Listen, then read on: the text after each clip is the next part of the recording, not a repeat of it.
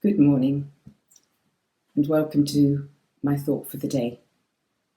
Today I'm going to read Psalm 27. The author is David. The Lord is my light and my salvation.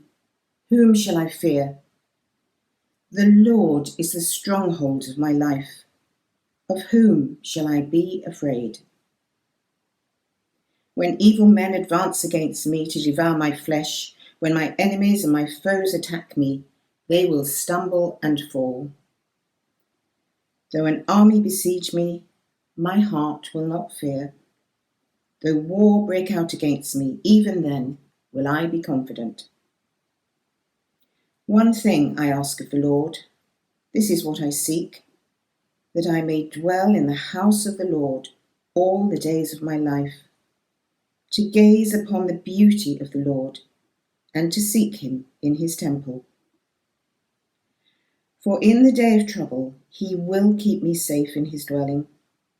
He will hide me in the shelter of his tabernacle and set me high upon a rock. Then my head will be exalted above the enemies who surround me. At his tabernacle will I sacrifice with shouts of joy. I will sing and make music to the Lord.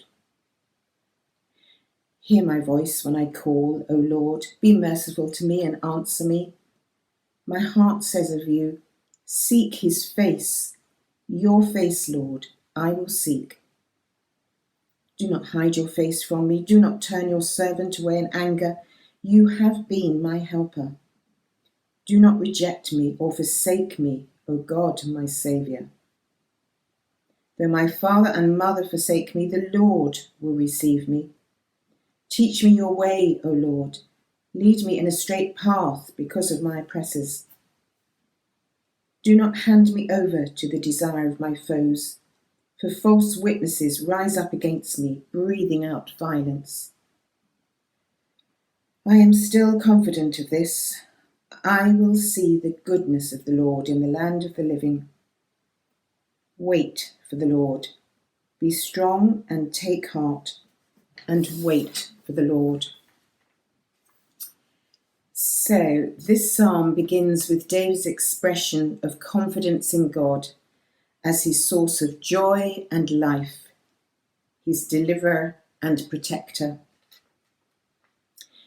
David seems to be reassuring himself that, as a believer, he has no need to be fearful of anyone. God has it all in hand. He is certain that the Lord will preserve him when trouble strikes. David longs to spend his life in worship in the tabernacle, where he can gaze on the Lord's beauty. Incidentally, those of us who gather to pray on Zoom at 9 a.m. every Monday morning always start by saying verse 4 of this psalm. I'll just repeat it. One thing I ask of the Lord, this is what I seek, that I may dwell in the house of the Lord all the days of my life, to behold the beauty of the Lord and to seek him in his temple. It's a wonderful way to start a Monday morning. Back to David. The tone changes in verse 7. In his anxiety, David calls on the Lord not to forsake him. He now fervently prays for rescue and deliverance. David concludes the psalm on a high note. He believes he will survive, so he encourages himself to wait on the Lord, to be strong and courageous. Waiting for God is not easy. How often do we feel that our prayers have yet to be answered? But God is worth waiting for. Often God uses waiting to refresh, renew, and teach us.